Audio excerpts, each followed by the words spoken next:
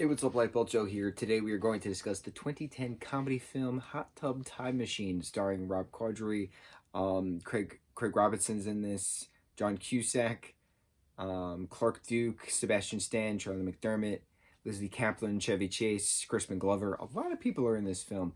This is one of the first films that Sebastian Stan ever did, and we know and love him as Bucky Barnes, aka the Winter Soldier. So to see him as a baby, as a skinny little twig baby in this film is hysterical, because this was 12 years ago. So to see him and Charlie McDermott, who's well known for Axel Heck on ABC's series The Middle, having them as Blaine and Chaz respectively, as these ski bros, it was very interesting watching how time has changed for certain actors, but time has not changed for other actors. A.k.a. Craig Robinson doesn't look like he ever aged, or Clark Duke looks like he's never aged. John Cusack, Rod Corddry. I guess it's like I don't know, but this was much darker than I remember from 12 years ago. So Lou, played by Rob, inadvertently tries to kill himself by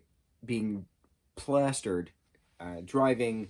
His garage door closes. He's stepping on the gas to, emphasize the song that he's singing, but he winds up in the hospital. So his friends Nick and Adam, Craig and John, go to the hospital, get news from the doctor. They have to watch him for the weekend. So Adam's nephew, played by Clark, whose character's name is Jacob, goes with the three of them to this ski resort, but it's like a town, and that's where they partied all the time, and like they were the kings of the 80s, during that time period. So they get there, it's dilapidated, the town is like pretty much shut down, the resort is barely standing still, and they go into this hot tub, and then all of a sudden the hot tub is mixed with various alcohols that they bring in, various energy drinks, one of them specifically called Chernobyl from Russia.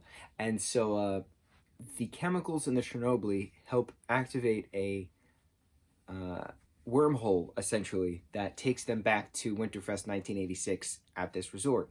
So the three older guys see themselves as younger guys in the mirror. Clark Duke didn't technically exist, so he's just himself. And they're all interacting with their previous self friends, So Adam has to break up with his girlfriend on that particular night. Nick has to sleep with one of these girls that particular night. Lou has to get beat up by Blaine at this particular event. So they're trying to make sure that time doesn't change, but then as the story progresses, they change time, they change things, they change outcomes on football games, they, things of that nature. We find out that Lou is actually Jacob's father the entire time, that his mom, Kelly, who is Adam's sister, they were all at the resort at the same time. So it's very entertaining watching the story unfold, but it's very crude. It's very crass.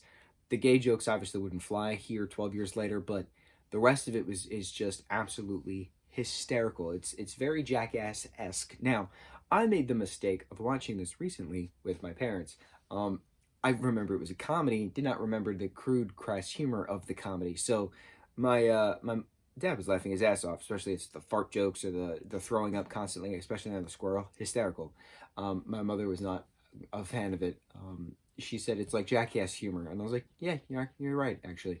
Very dark Jackass humor, though. So I feel like it's interesting because this had an actual story.